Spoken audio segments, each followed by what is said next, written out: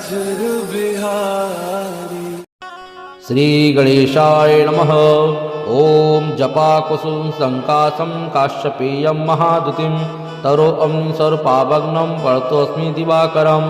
ओम दधिशं तुषाराभं क्षीरोदारुणसंभवं नमामि शशिनं सोमं शम्भुर्मुकुटभूषणम्। ओम धरणिगर्भसम्भूतं विद्युत्कान्तिसमप्रभं कुमारं शक्तिहस्तं च मङ्गलं प्रणमाम्यहम्। ओम प्रियङ्गुकलिकाश्यामं रूपेणामृतं बुधं सौम्यं सौम्यगुणोपेतं तं बुद्धं प्रणमाम्यहम्। ओम देवानां च ऋषीणां च गुरुं काञ्चनसन्निभं बुद्धिभूतं त्रिलोकेशं तं नमामि बृहस्पतिम्। ओम हिमकुञ्जमृणालाभं दैत्यानां परमं गुरुं सर्वशास्त्रप्रोक्तारं भार्गवं प्रणमाम्यहम्। ओम नीलाञ्जनसमाभासं रविपुत्रं यमागजं छायामातण्डसम्भूतं तं नमामि शनिचरम्। ओम अर्धकायं महावीर्यं चन्द्रादित्यविवर्धनं सिंहगागर्भसम्भूतं तं राहुं प्रणमाम्यहम्। ओम पलाशपुरसङ्काशं तारकाग्रमस्तकं रौद्रं रौद्रात्मकं घोरं तं केतुं प्रणमाम्यहम्। ओम जपाकुसुम संकाशं काश्यपेयं महाद्युतिं तरोऽं सर्वपावग्नं वर्तोऽस्मि दिवाकरम्। ओम दधिशं तुषाराभं क्षीरोदारुणसंभवं नमामि शशिनं सोमं शम्भुर्मुकुटभूषणम्। ओम धरणिगर्भसम्भूतं विद्युत्कान्तिसमप्रभं कुमारं शक्तिहस्तं च मङ्गलं प्रणमाम्यहम्। ओम प्रियङ्गुकलिकाश्यामं रूपेणामृतं बुधं सौम्यं सौम्यगुणोपेतं तं बुद्धं प्रणमाम्यहम्। ओम देवानां च ऋषीणां च गुरुं काञ्चनसन्निभं बुद्धिभूतं त्रिलोकेशं तं नमामि बृहस्पतिम्। ओम हिमकुञ्जमृणालाभं दैत्यानां परमं गुरुं सर्वशास्त्रप्रोक्तारं भार्गवं प्रणमाम्यहम्। ओम नीलाञ्जनसमाभासं रविपुत्रं यमागजं छायामातण्डसम्भूतं तं नमामि शनिचरम्। ओम अर्धकायं महावीर्यं चन्द्रादित्यविवर्धनं सिंहगागर्भसम्भूतं तं राहुं प्रणमाम्यहम्। ओम पलाशपुरसङ्काशं तारकाग्रमस्तकं रौद्रं रौद्रात्मकं घोरं तं केतुं प्रणमाम्यहम्। ओम जपाकुसुम संकाशं काश्यपेयं महाद्युतिं तरोऽं सर्वपावग्नं वर्तोऽस्मि दिवाकरम्। ओम दधिशं तुषाराभं क्षीरोदारुणसंभवं नमामि शशिनं सोमं शम्भुर्मुकुटभूषणम्। ओम धरणिगर्भसम्भूतं विद्युत्कान्तिसमप्रभं कुमारं शक्तिहस्तं च मङ्गलं प्रणमाम्यहम्। ओम प्रियङ्गुकलिकाश्यामं रूपेणामृतं बुधं सौम्यं सौम्यगुणोपेतं तं बुद्धं प्रणमाम्यहम्। ओम देवानां च ऋषीणां च गुरुं काञ्चनसन्निभं बुद्धिभूतं त्रिलोकेशं तं नमामि बृहस्पतिम्। ओम हिमकुञ्जमृणालाभं दैत्यानां परमं गुरुं सर्वशास्त्रप्रोक्तारं भार्गवं प्रणमाम्यहम्। ओम नीलाञ्जनसमाभासं रविपुत्रं यमागजं छायामातण्डसम्भूतं तं नमामि शनिचरम्। ओम अर्धकायं महावीर्यं चन्द्रादित्यविवर्धनं सिंहगागर्भसम्भूतं तं राहुं प्रणमाम्यहम्। ओम पलाशपुरसङ्काशं तारकाग्रमस्तकं रौद्रं रौद्रात्मकं घोरं तं केतुं प्रणमाम्यहम्। ओम जपाकुसुम संकाशं काश्यपेयं महाद्युतिं तरोऽं सर्वपावग्नं वर्तोऽस्मि दिवाकरम्। ओम दधिशं तुषाराभं क्षीरोदारुणसंभवं नमामि शशिनं सोमं शम्भुर्मुकुटभूषणम्। ओम धरणिगर्भसम्भूतं विद्युत्कान्तिसमप्रभं कुमारं शक्तिहस्तं च मङ्गलं प्रणमाम्यहम्। ओम प्रियङ्गुकलिकाश्यामं रूपेणामृतं बुधं सौम्यं सौम्यगुणोपेतं तं बुद्धं प्रणमाम्यहम्। ओम देवानां च ऋषीणां च गुरुं काञ्चनसन्निभं बुद्धिभूतं त्रिलोकेशं तं नमामि बृहस्पतिम्। ओम हिमकुञ्जमृणालाभं दैत्यानां परमं गुरुं सर्वशास्त्रप्रोक्तारं भार्गवं प्रणमाम्यहम्। ओम नीलाञ्जनसमाभासं रविपुत्रं यमागजं छायामातण्डसम्भूतं तं नमामि शनिचरम्। ओम अर्धकायं महावीर्यं चन्द्रादित्यविवर्धनं सिंहगागर्भसम्भूतं तं राहुं प्रणमाम्यहम्। ओम पलाशपुरसङ्काशं तारकाग्रमस्तकं रौद्रं रौद्रात्मकं घोरं तं केतुं प्रणमाम्यहम्। ओम जपाकुसुम संकाशं काश्यपेयं महाद्युतिं तरोऽम्निसर्पाभग्नं पळतोऽस्मि दिवाकरम् ॐ दधिशङ्खतुषाराभं क्षीरोदाहरणसम्भवं नमामि शशिनं सोमं शम्भुर्मुकुटभूषणम् ॐ धरणिगर्भसम्भूतं विद्युत्कान्तिसमप्रभं कुमारं शक्तिहस्तं च मङ्गलं प्रणमाम्यहम् ॐ प्रियङ्गुकलिकाश्यामं रूपेणां प्रतं बुधं सौम्यं सौम्यगुणोपेतं तं बुद्धं प्रणमाम्यहम् ॐ देवानां च ऋषीणां च गुरुं काञ्चनसन्निभं बुद्धिभूतं त्रिलोकेशं तं नमामि बृहस्पतिं ॐ हिमकुञ्जमृणालाभं दैत्यानां परमं गुरुं सर्वशास्त्रप्रोक्तारं भार्गवं प्रणमाम्यहम् ॐ नीलाञ्जनसमाभासं रविपुत्रं यमागजं छायामातण्डसम्भूतं तं नमामि शनिचरम् ॐ अर्धकायं महावीर्यं चन्द्रादित्यविवर्धनं सिंहगागर्भसम्भूतं तं राहुं प्रणमाम्यहम् ॐ पलाशपुष्पसङ्काशं तारकाग्रमस्तकं रौद्रं रौद्रात्मकं घोरं तं केतुं प्रणमाम्यहम् ॐ जपाकुसुमसङ्काशं काश्यपेयं महाद्युतिं तरोऽम्निसर्पाभग्नं पळतोऽस्मि दिवाकरम् ॐ दधिशङ्खतुषाराभं क्षीरोदाहरणसम्भवं नमामि शशिनं सोमं शम्भुर्मुकुटभूषणम् ॐ धरणिगर्भसम्भूतं विद्युत्कान्तिसमप्रभं कुमारं शक्तिहस्तं च मङ्गलं प्रणमाम्यहम् ॐ प्रियङ्गुकलिकाश्यामं रूपेणां प्रतं बुधं सौम्यं सौम्यगुणोपेतं तं बुद्धं प्रणमाम्यहम् ॐ देवानां च ऋषीणां च गुरुं काञ्चनसन्निभं बुद्धिभूतं त्रिलोकेशं तं नमामि बृहस्पतिं ॐ हिमकुञ्जमृणालाभं दैत्यानां परमं गुरुं सर्वशास्त्रप्रोक्तारं भार्गवं प्रणमाम्यहम् ॐ नीलाञ्जनसमाभासं रविपुत्रं यमागजं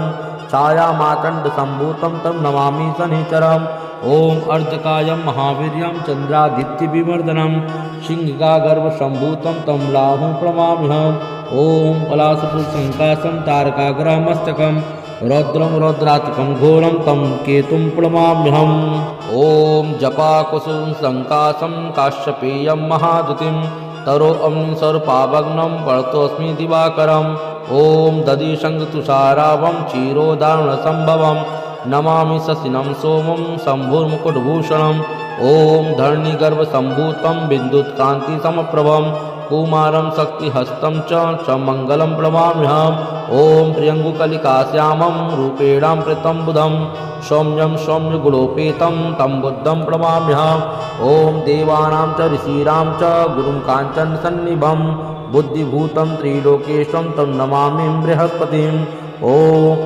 हिमकुञ्जमृणालाभं दैत्यानां परमं गुरुं सर्वशास्त्रप्रोक्तारं भार्गवं प्रणमाम्यहम् ॐ नीलाञ्जनसमाभासं रविपुत्रं यमागजं छायामातण्डसम्भूतं तं नमामि शनिचरम् ॐ अर्धकायं महावीर्यं चन्द्रादित्यविवर्धनं सिंहगागर्भसम्भूतं तं राहुं प्रणमाम्यहम् ॐ पलाशपुष्पसङ्काशं तारकाग्रमस्तकं रौद्रं रौद्रात्मकं घोरं तं केतुं प्रणमाम्यहम् ॐ जपाकुसुमसङ्काशं काश्यपेयं महाद्युतिं तरोऽम्निसर्पाभग्नं पळतोऽस्मि दिवाकरम् ॐ दधिशङ्खतुषाराभं क्षीरोदाहरणसम्भवं नमामि शशिनं सोमं शम्भुर्मुकुटभूषणम् ॐ धरणिगर्भसम्भूतं विद्युत्कान्तिसमप्रभं कुमारं शक्तिहस्तं च मङ्गलं प्रणमाम्यहम् ॐ प्रियङ्गुकलिकाश्यामं रूपेणां प्रतं बुधं सौम्यं सौम्यगुणोपेतं तं बुद्धं प्रणमाम्यहम्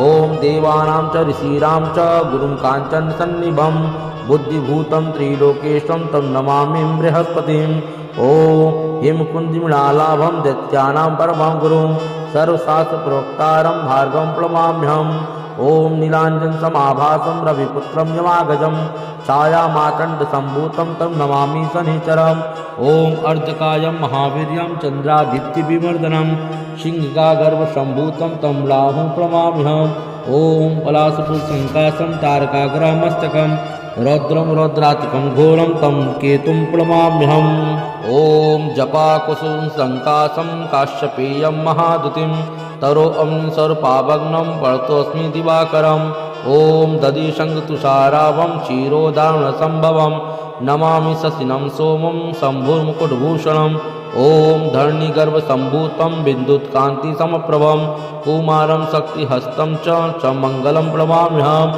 ॐ प्रियङ्गुकलिकाश्यामं रूपेणां प्रीतं बुधं सौम्यं सौम्यगुणोपेतं तं बुद्धं प्रणमाम्यहम्।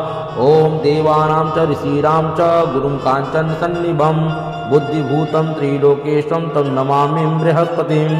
ॐ हिमकुञ्जमृणालाभं दैत्यानां परमं गुरुं सर्वशास्त्रप्रोक्तारं भार्गवं प्रणमाम्यहम्। ॐ नीलाञ्जनसमाभासं रविपुत्रं यमागजं छायामातण्डसम्भूतं तं नमामि शनिचरम्। ॐ अर्धकायं महावीर्यं चन्द्रादित्यविवर्धनं सिंहिकागर्भसम्भूतं तं राहुं प्रणमाम्यहम्।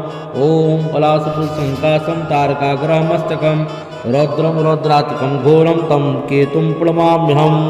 ॐ जपाकुसुमं सङ्काशं काश्यपेयं महाद्युतिं तरोऽग्निस्वरूपाभग्नं वर्तोऽस्मि दिवाकरम्। ॐ दधिशङ्खतुषाराभं क्षीरोदाहरणसम्भवं नमामि शशिनं सोमं शम्भुर्मुकुटभूषणम्। ॐ धरणिगर्भसम्भूतं विद्युत्कान्तिसमप्रभं कुमारं शक्तिहस्तं च मङ्गलं प्रणमाम्यहम्। ॐ प्रियङ्गुकलिकाश्यामं रूपेणां प्रीतं बुधं सौम्यं सौम्यगुणोपेतं तं बुद्धं प्रणमाम्यहम्। ॐ देवानां च ऋषीणां च गुरुं काञ्चनसन्निभं बुद्धिभूतं त्रिलोकेशं तं नमामि बृहस्पतिम्। ॐ हिमकुञ्जमृणालाभं दैत्यानां परमं गुरुं सर्वशास्त्रप्रोक्तारं भार्गवं प्रणमाम्यहम्। ॐ नीलाञ्जनसमाभासं रविपुत्रं यमागजं छायामातण्डसम्भूतं तं नमामि शनिचरम्। ॐ अर्धकायं महावीर्यं चन्द्रादित्यविवर्धनं सिंहिकागर्भसम्भूतं तं राहुं प्रणमाम्यहम्। ॐ पलाशपुरसङ्काशं तारकाग्रमस्तकं रौद्रं रौद्रात्मकं घोरं तं केतुं प्रणमाम्यहम्। ॐ जपाकुसुमं सङ्काशं काश्यपेयं महाद्युतिं तरोऽग्निस्वरूपाभग्नं वर्तोऽस्मि दिवाकरम्। ॐ दधिशङ्खतुषाराभं क्षीरोदाहरणसम्भवं नमामि शशिनं सोमं शम्भुर्मुकुटभूषणम्। ॐ धरणिगर्भसम्भूतं विद्युत्कान्तिसमप्रभं कुमारं शक्तिहस्तं च मङ्गलं प्रणमाम्यहम्। ॐ प्रियङ्गुकलिकाश्यामं रूपेणां प्रीतं बुधं सौम्यं सौम्यगुणोपेतं तं बुद्धं प्रणमाम्यहम्। ॐ देवानां च ऋषीणां च गुरुं काञ्चनसन्निभं बुद्धिभूतं त्रिलोकेशं तं नमामि बृहस्पतिम्। ॐ हिमकुञ्जमृणालाभं दैत्यानां परमं गुरुं सर्वशास्त्रप्रोक्तारं भार्गवं प्रणमाम्यहम्। ॐ नीलाञ्जनसमाभासं रविपुत्रं यमागजं छायामातण्डसम्भूतं तं नमामि शनिचरम्। ॐ अर्धकायं महावीर्यं चन्द्रादित्यविवर्धनं सिंहिकागर्भसम्भूतं तं राहुं प्रणमाम्यहम्। ॐ पलाशपुरसङ्काशं तारकाग्रमस्तकं रौद्रं रौद्रात्मकं घोरं तं केतुं प्रणमाम्यहम्। ॐ जपाकुसुमं सङ्काशं काश्यपेयं महाद्युतिं तरोऽग्निस्वरूपाभग्नं वर्तोऽस्मि दिवाकरम्। ॐ दधिशङ्खतुषाराभं क्षीरोदाहरणसम्भवं नमामि शशिनं सोमं शम्भुर्मुकुटभूषणम्। ॐ धरणिगर्भसम्भूतं विद्युत्कान्तिसमप्रभं कुमारं शक्तिहस्तं च मङ्गलं प्रणमाम्यहम्। ॐ प्रियङ्गुकलिकाश्यामं रूपेणां प्रीतं बुधं सौम्यं सौम्यगुणोपेतं तं बुद्धं प्रणमाम्यहम्। ॐ देवानां च ऋषीणां च गुरुं काञ्चनसन्निभं बुद्धिभूतं त्रिलोकेशं तं नमामि बृहस्पतिम्। ॐ हिमकुञ्जमृणालाभं दैत्यानां परमं गुरुं सर्वशास्त्रप्रोक्तारं भार्गवं प्रणमाम्यहम्। ॐ नीलाञ्जनसमाभासं रविपुत्रं यमागजं छायामातण्डसम्भूतं तं नमामि शनिचरम्। ॐ अर्धकायं महावीर्यं चन्द्रादित्यविवर्धनं सिंहिकागर्भसम्भूतं तं राहुं प्रणमाम्यहम्। ॐ पलाशपुरसङ्काशं तारकाग्रमस्तकं रौद्रं रौद्रात्मकं घोरं तं केतुं प्रणमाम्यहम्। ॐ जपाकुसुमं सङ्काशं काश्यपेयं महाद्युतिं तरोऽग्निस्वरूपाभग्नं वर्तोऽस्मि दिवाकरम्।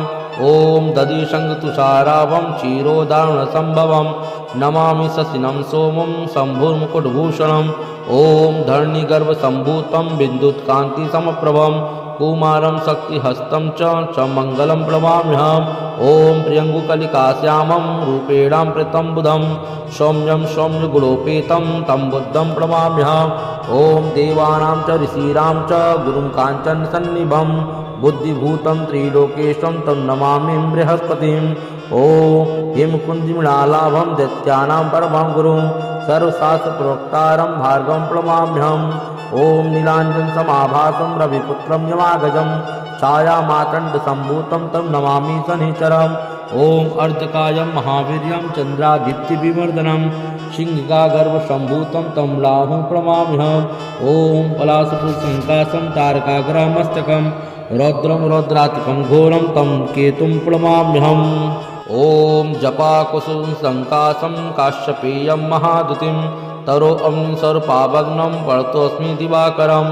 ॐ दधिशङ्खतुषाराभं क्षीरोदाहरणसम्भवं नमामि शशिनं सोमं शम्भुर्मुकुटभूषणम्। ॐ धरणिगर्भसम्भूतं विद्युत्कान्तिसमप्रभं कुमारं शक्तिहस्तं च मङ्गलं प्रणमाम्यहम्। ॐ प्रियङ्गुकलिकाश्यामं रूपेणां प्रीतं बुधं सौम्यं सौम्यगुणोपेतं तं बुद्धं प्रणमाम्यहम्। ॐ देवानां च ऋषीणां च गुरुं काञ्चनसन्निभं बुद्धिभूतं त्रिलोकेशं तं नमामि बृहस्पतिम्। ॐ हिं कुञ्जमृणालाभं दैत्यानां परमं गुरुं सर्वशास्त्रप्रोक्तारं भार्गवं प्रणमाम्यहम्। ॐ नीलाञ्जनसमाभासं रविपुत्रं यमागजं छायामातण्डसम्भूतं तं नमामि शनिचरम्। ॐ अर्धकायं महावीर्यं चन्द्रादित्यविवर्धनं सिंहिकागर्भसम्भूतं तं राहुं प्रणमाम्यहम्। ॐ पलाशपुष्पसङ्काशं तारकाग्रमस्तकं रौद्रं रौद्रात्मकं घोरं तं केतुं प्रणमाम्यहम्। ॐ जपाकुसुमसङ्काशं काश्यपेयं महाद्युतिं तरोऽग्निस्वरूपाभग्नं पठतोऽस्मि दिवाकरम्। ॐ दधिशङ्खतुषाराभं क्षीरोदाहरणसम्भवं नमामि शशिनं सोमं शम्भुर्मुकुटभूषणम्। ॐ धरणिगर्भसम्भूतं विद्युत्कान्तिसमप्रभं कुमारं शक्तिहस्तं च मङ्गलं प्रणमाम्यहम्। ॐ प्रियङ्गुकलिकाश्यामं रूपेणां प्रीतं बुधं सौम्यं सौम्यगुणोपेतं तं बुद्धं प्रणमाम्यहम्। ॐ देवानां च ऋषीणां च गुरुं काञ्चनसन्निभं बुद्धिभूतं त्रिलोकेशं तं नमामि बृहस्पतिम्। ॐ हिं कुञ्जमृणालाभं दैत्यानां परमं गुरुं सर्वशास्त्रप्रोक्तारं भार्गवं प्रणमाम्यहम्। ॐ नीलाञ्जनसमाभासं रविपुत्रं यमागजं छायामातण्डसम्भूतं तं नमामि शनिचरम्। ॐ अर्धकायं महावीर्यं चन्द्रादित्यविवर्धनं सिंहिकागर्भसम्भूतं तं राहुं प्रणमाम्यहम्।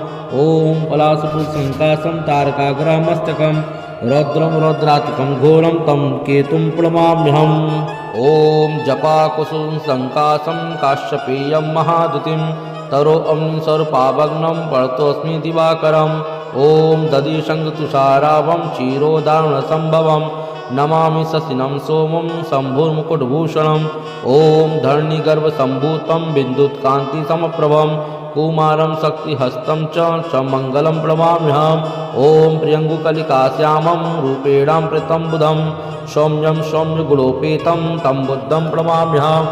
ॐ देवानां च ऋषीणां च गुरुं काञ्चनसन्निभं बुद्धिभूतं त्रिलोकेशं तं नमामि बृहस्पतिम्। ॐ हिं कुञ्जमृणालाभं दैत्यानां परमं गुरुं सर्वशास्त्रप्रोक्तारं भार्गवं प्रणमाम्यहम्। ॐ नीलाञ्जनसमाभासं रविपुत्रं यमागजं छायामातण्डसम्भूतं तं नमामि शनिचरम्। ॐ अर्धकायं महावीर्यं चन्द्रादित्यविवर्धनं सिंहिकागर्भसम्भूतं तं राहुं प्रणमाम्यहम्। ॐ पलाशपुष्पसङ्काशं तारकाग्रमस्तकं रौद्रं रौद्रात्मकं घोरं तं केतुं प्रणमाम्यहम्।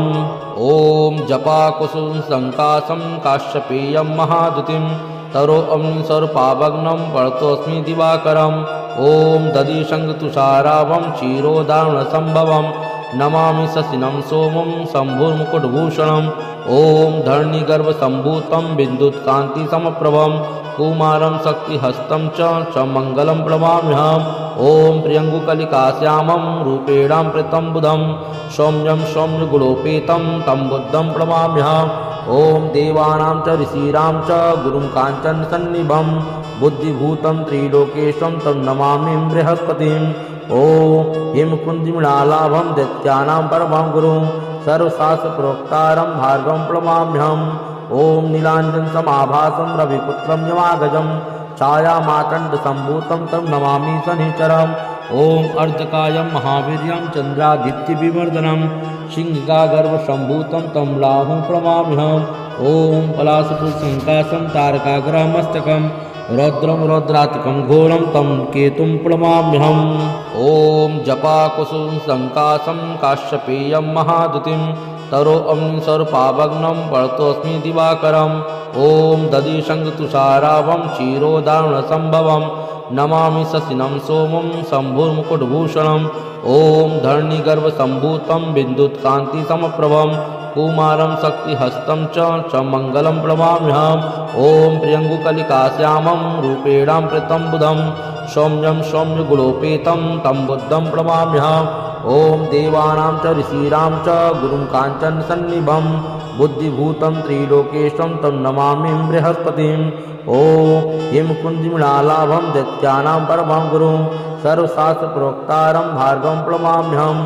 ॐ नीलाञ्जनसमाभासं रविपुत्रं यमागजं छायामातण्डसम्भूतं तं नमामि शनिचरम्। ॐ अर्धकायं महावीर्यं चन्द्रादित्यविवर्धनं सिंहगागर्भसम्भूतं तं राहुं प्रणमाम्यहम्। ॐ पलाशपुष्पसङ्काशं तारकाग्रमस्तकं रौद्रं रौद्रात्मकं घोरं तं केतुं प्रणमाम्यहम्। ॐ जपाकुसुमसङ्काशं काश्यपेयं महाद्युतिं तरोऽग्निस्वरूपाभग्नं वर्तोऽस्मि दिवाकरम्।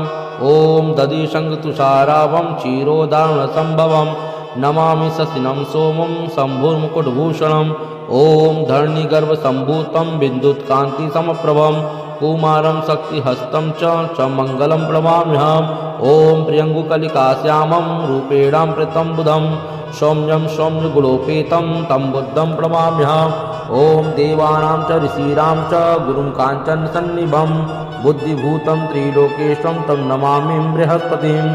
ॐ हिमकुञ्जमृणालाभं दैत्यानां परमं गुरुं सर्वशास्त्रप्रोक्तारं भार्गवं प्रणमाम्यहम्। ॐ नीलाञ्जनसमाभासं रविपुत्रं यमागजं छायामातण्डसम्भूतं तं नमामि शनिचरम्। ॐ अर्धकायं महावीर्यं चन्द्रादित्यविवर्धनं सिंहगागर्भसम्भूतं तं राहुं प्रणमाम्यहम्। ॐ पलाशपुष्पसङ्काशं तारकाग्रमस्तकं रौद्रं रौद्रात्मकं घोरं तं केतुं प्रणमाम्यहम्। ॐ जपाकुसुमसङ्काशं काश्यपेयं महाद्युतिं तरोऽग्निस्वरूपाभग्नं वर्तोऽस्मि दिवाकरम्। ॐ दधिशङ्खतुषाराभं क्षीरोदाहरणसम्भवं नमामि शशिनं सोमं शम्भुर्मुकुटभूषणम्। ॐ धरणिगर्भसम्भूतं विद्युत्कान्तिसमप्रभं कुमारं शक्तिहस्तं च मङ्गलं प्रणमाम्यहम्। ॐ प्रियङ्गुकलिकाश्यामं रूपेणां प्रतं बुधं सौम्यं सौम्यगुणोपेतं तं बुद्धं प्रणमाम्यहम्। ॐ देवानां च ऋषीणां च गुरुं काञ्चनसन्निभं बुद्धिभूतं त्रिलोकेशं तं नमामि बृहस्पतिम्। ॐ हिमकुञ्जमृणालाभं दैत्यानां परमं गुरुं सर्वशास्त्रप्रोक्तारं भार्गवं प्रणमाम्यहम्। ॐ नीलाञ्जनसमाभासं रविपुत्रं यमागजं छायामातण्डसम्भूतं तं नमामि शनिचरम्। ॐ अर्धकायं महावीर्यं चन्द्रादित्यविवर्धनं सिंहगागर्भसम्भूतं तं राहुं प्रणमाम्यहम्। ॐ पलाशपुष्पसङ्काशं तारकाग्रमस्तकं रौद्रं रौद्रात्मकं घोरं तं केतुं प्रणमाम्यहम्। ॐ जपाकुसुमसङ्काशं काश्यपेयं महाद्युतिं तरोऽग्निस्वरूपाभग्नं वर्तोऽस्मि दिवाकरम्। ॐ दधिशङ्खतुषाराभं क्षीरोदाहरणसम्भवं नमामि शशिनं सोमं शम्भुर्मुकुटभूषणम्। ॐ धरणिगर्भसम्भूतं विद्युत्कान्तिसमप्रभं कुमारं शक्तिहस्तं च मङ्गलं प्रणमाम्यहम्। ॐ प्रियङ्गुकलिकाश्यामं रूपेणां प्रतं बुधं सौम्यं सौम्यगुणोपेतं तं बुद्धं प्रणमाम्यहम्। ॐ देवानां च ऋषीणां च गुरुं काञ्चनसन्निभं बुद्धिभूतं त्रिलोकेशं तं नमामि बृहस्पतिम्। ॐ हिमकुञ्जमृणालाभं दैत्यानां परमं गुरुं सर्वशास्त्रप्रोक्तारं भार्गवं प्रणमाम्यहम्। ॐ नीलाञ्जनसमाभासं रविपुत्रं यमागजं छायामातण्डसम्भूतं तं नमामि शनिचरम्। ॐ अर्धकायं महावीर्यं चन्द्रादित्यविवर्धनं सिंहगागर्भसम्भूतं तं राहुं प्रणमाम्यहम्। ॐ पलाशपुष्पसङ्काशं तारकाग्रमस्तकं रौद्रं रौद्रात्मकं घोरं तं केतुं प्रणमाम्यहम्।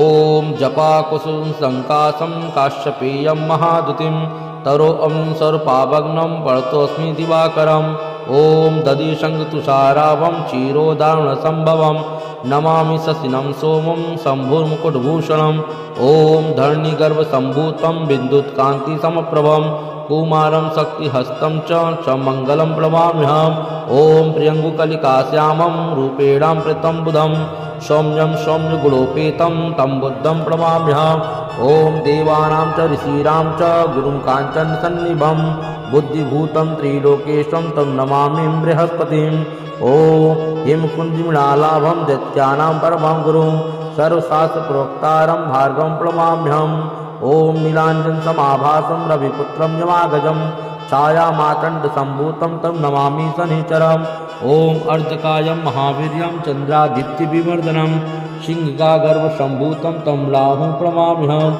ॐ पलाशपुष्पसङ्काशं तारकाग्रमस्तकं रौद्रं रौद्रात्मकं घोरं तं केतुं प्रणमाम्यहम् ॐ जपाकुसुमसङ्काशं काश्यपेयं महाद्युतिं तरोऽं सर्वपावग्नं पळतोऽस्मि दिवाकरम् ॐ दधिशङ्खतुषाराभं क्षीरोदाहरणसम्भवं नमामि शशिनं सोमं शम्भुर्मुकुटभूषणम् ॐ धरणिगर्भसम्भूतं विद्युत्कान्तिसमप्रभं कुमारं शक्तिहस्तं च मङ्गलं प्रणमाम्यहम् ॐ प्रियङ्गुकलिकाश्यामं रूपेणां प्रीतं बुधं सौम्यं सौम्यगुणोपेतं तं बुद्धं प्रणमाम्यहम् ॐ देवानां च ऋषीणां च गुरुं काञ्चनसन्निभं बुद्धिभूतं त्रिलोकेशं तं नमामि बृहस्पतिम् ॐ हिमकुञ्जमृणालाभं दैत्यानां परमं गुरुं सर्वशास्त्रप्रोक्तारं भार्गवं प्रणमाम्यहम् ॐ नीलाञ्जनसमाभासं रविपुत्रं यमागजं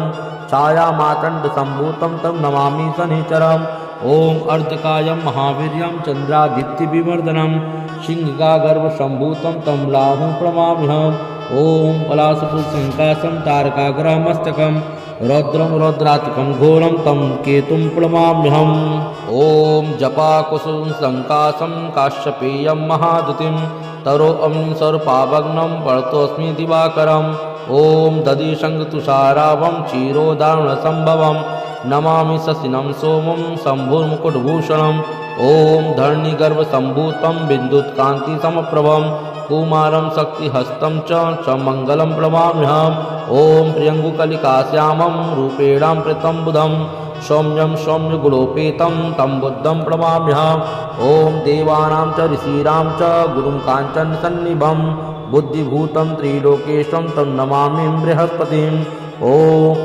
हिमकुञ्जमृणालाभं दैत्यानां परमं गुरुं सर्वशास्त्रप्रोक्तारं भार्गवं प्रणमाम्यहम् ॐ नीलाञ्जनसमाभासं रविपुत्रं यमागजं छायामातण्डसम्भूतं तं नमामि शनिचरम् ॐ अर्धकायं महावीर्यं चन्द्रादित्यविवर्धनं सिंहगागर्भसम्भूतं तं राहुं प्रणमाम्यहम् ॐ पलाशपुष्पसङ्काशं तारकाग्रमस्तकं रौद्रं रौद्रात्मकं घोरं तं केतुं प्रणमाम्यहम् ॐ जपाकुसुमसङ्काशं काश्यपेयं महाद्युतिं तरोऽं सर्वपावग्नं पळतोऽस्मि दिवाकरम् ॐ दधिशङ्खतुषाराभं क्षीरोदाहरणसम्भवं नमामि शशिनं सोमं शम्भुर्मुकुटभूषणम् ॐ धरणिगर्भसम्भूतं विद्युत्कान्तिसमप्रभं कुमारं शक्तिहस्तं च मङ्गलं प्रणमाम्यहम् ॐ प्रियङ्गुकलिकाश्यामं रूपेणां प्रीतं बुधं सौम्यं सौम्यगुणोपेतं तं बुद्धं प्रणमाम्यहम् ॐ देवानां च ऋषीणां च गुरुं काञ्चनसन्निभं बुद्धिभूतं त्रिलोकेशं तं नमामि बृहस्पतिम् ॐ हिमकुञ्जमृणालाभं दैत्यानां परमं गुरुं सर्वशास्त्रप्रोक्तारं भार्गवं प्रणमाम्यहम् ॐ नीलाञ्जनसमाभासं रविपुत्रं यमागजं छायामातण्डसम्भूतं तं नमामि शनिचरम् ॐ अर्धकायं महावीर्यं चन्द्रादित्यविवर्धनं सिंहगागर्भसम्भूतं तं राहुं प्रणमाम्यहम् ॐ पलाशपुष्पसङ्काशं तारकाग्रमस्तकं रौद्रं रौद्रात्मकं घोरं तं केतुं प्रणमाम्यहम्